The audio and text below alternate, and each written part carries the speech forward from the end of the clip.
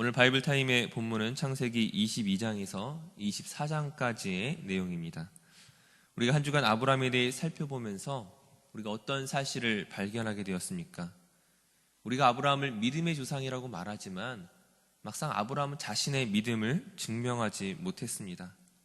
친척과 아비집을 떠나라고 말씀하셨지만 온전히 떠나지도 못했었고, 가나안에 도착해서도 흉년이 들자 애굽으로 피신했었습니다. 그 순간순간 만난 그 위기 가운데 하나님이 도우심으로 그 위기를 극복할 수 있었지만, 그러나 매번 아브라함이 보여주는 모습이 어떠했습니까? 하나님께서 무뼈를 보여주시면서 너희 자손을 이와 같이 많게 하겠다라고 말씀하셨지만, 하나님의 말씀을 신뢰하기보다는 자기 아내 사라의 말을 따라 하갈을 통하여 이스마엘을 낳았습니다. 이 모든 실패 속에서도 하나님께서 그를 돌보셨던 것은 아브라함에게는 어떤 신실함 때문이 아니라 오직 하나님의 은혜 때문임을 우리가 살펴보았습니다. 그렇게 하나님의 도우심을 경험하고 나면 아브라함이 용기백백하여 믿음으로 섰던 모습도 볼 수가 있습니다. 조카 롯과 땅을 나눌 때 양보하고, 가나안 지역이 전쟁으로 인하여 조카 롯이 잡혀갔을 때에 자기 집의 군사를 이끌고 구출해내기도 합니다.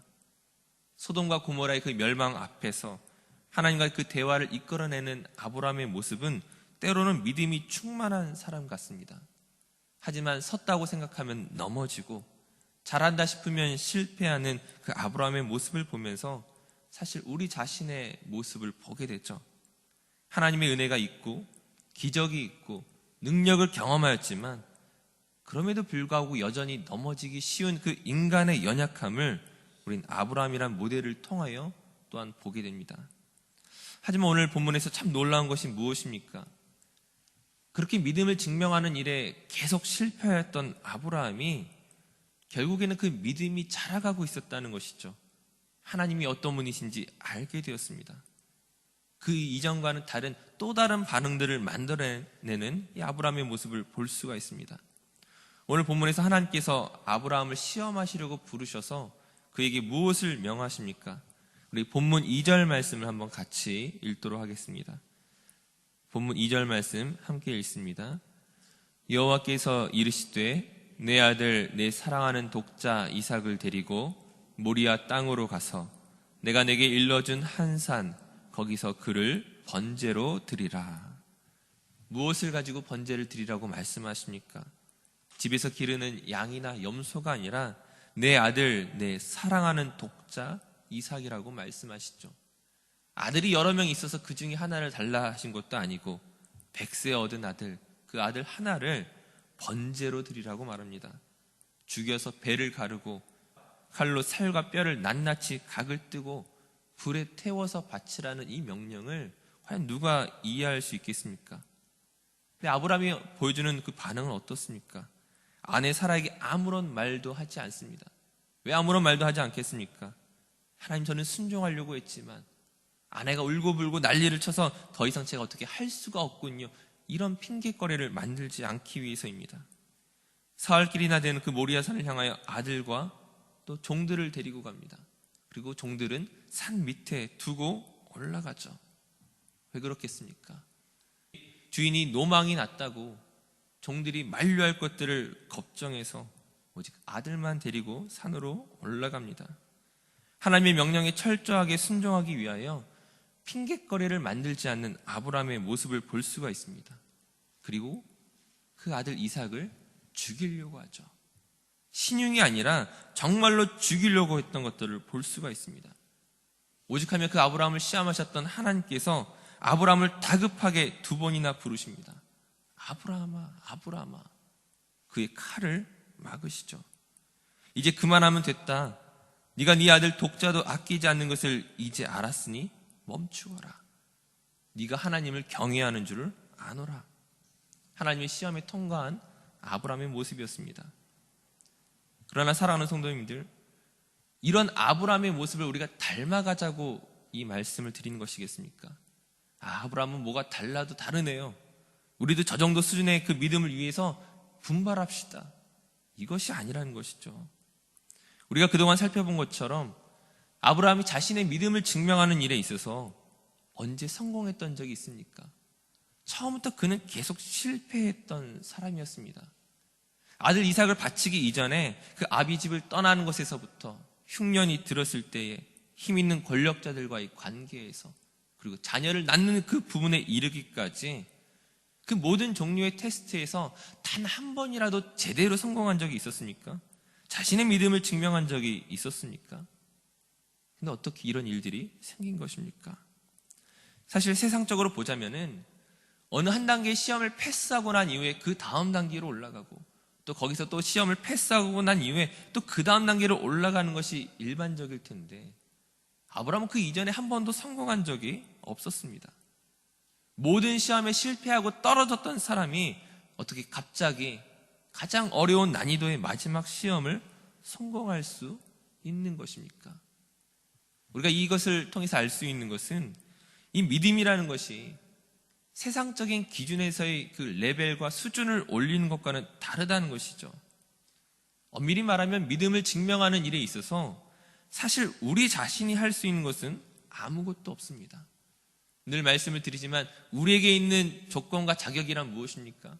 실패할 수밖에 없는 그 이유뿐이죠. 하나님을 기쁘시게 할 만한 것이 애초에 사람에게는 없는 것입니다. 즉 믿음이란 나의 노력을 통한 증명이 아니라 하나님의 은혜의 결과입니다. 하나님께서 우리에게 자신을 내보이심으로써 하나님 자신을 끊임없이 증명하시는 것을 통하여 나타나는 것이 믿음이라는 것이죠. 하나님이 우리에게 보이신 만큼, 우리에게 알리신 만큼, 가르치신 만큼 우리는 믿음을 소유하게 되는 것입니다. 바로 그 첫 번째 모델로서 아브라함을 보여준 것이죠.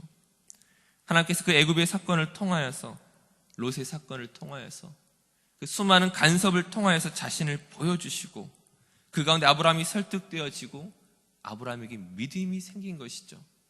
그 수많은 실패 속에서도, 그 넘어짐 속에서도 하나님을 알았기에 이제 그가 전혀 새로운 반응을 나타낼 수 있는 것입니다. 구원을 얻기 위한 믿음을 내가 증명해야 한다면 그 어떤 누구도 믿음을 증명할 수 있는 사람이 없습니다. 그 어떤 누구라도 하나님의 시험을 통과할 수 있는 믿음을 증명할 수 있다면 예수께서 굳이 이 땅 가운데 오실 이유가 없는 것이죠. 우리가 우리의 믿음을 증명할 수 없기에 예수님께서 이 땅 가운데 오셨고 우리에게 나타내시고 우리를 사랑하시고 그 은혜로 구원하신 것입니다. 물론 우리에게도 시험이 있습니다. 하지만 마치 그 시험이 성공하면 천국, 실패하면 지옥, 이런 종류의 시험이 아니라는 것이죠. 오늘 우리에게는 믿음의 시험이란 어떤 것이겠습니까? 내가 얼마나 하나님을 잘 믿는지를 증명하는 시험이 아니라 하나님께서 나를 얼마나 사랑하시고 얼마나 아끼시며 얼마나 어떻게 인도하고 계신가를 알고 있느냐의 시험입니다. 그러므로 때로는 그 시험에 우리가 성공할 때도 있고 실패할 때도 있겠지만 중요한 것은 그 성공과 실패 그 자체가 아니라 과연 나는 하나님을 얼마나 알았는가, 하나님이 어떤 분이신지를 우리가 알므로써 우리의 믿음이 만들어져 가고 있는 것입니다. 아브라함의 성공과 실패가 이와 같았던 것이죠.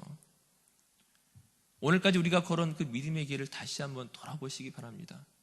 때로는 성공하기도 하고 실패하기도 하고 아마 실패가 더 많았을지도 모릅니다. 믿음으로 반응하지 못했던 그 수많은 순간에도 불구하고 우리가 오늘 이 자리까지 나올 수 있었던 것은 오직 하나님의 은혜 때문입니다. 하지만 바라기는 실패를 반복하는 믿음이 아니라 우리에게 주어진 모든 믿음 안에서 그 두려움과 의심과 걱정을 다 주님께 맡기고 하나님이 나를 얼마나 사랑하시는지 그 확신을 가지고 믿음의 길을 걸어갈 수 있는 저와 성도님들 되었으면 좋겠습니다. 굳건한 믿음의 반석 위에 서는 저와 여러분의 삶이 되기를 간절히 축원합니다. 기도하겠습니다. 사랑이 많으신 아버지 하나님, 우리를 이토록 사랑하여 주시니 감사합니다. 우리에게 주어진 시험 앞에서 우리가 얼마나 자주 쓰러지는지요. 그러나 그 속에서도 우리를 향한 하나님의 은혜와 인도하심을 다시금 발견합니다. 나의 힘으로 인생을 개척해 가는 것이 아니라 나의 인생길을 바르게 인도하시는 그 주님의 섭리에 우리 자신을 맡기게 하여 주시옵소서. 감사드리며 예수님의 이름으로 기도드립니다. 아멘.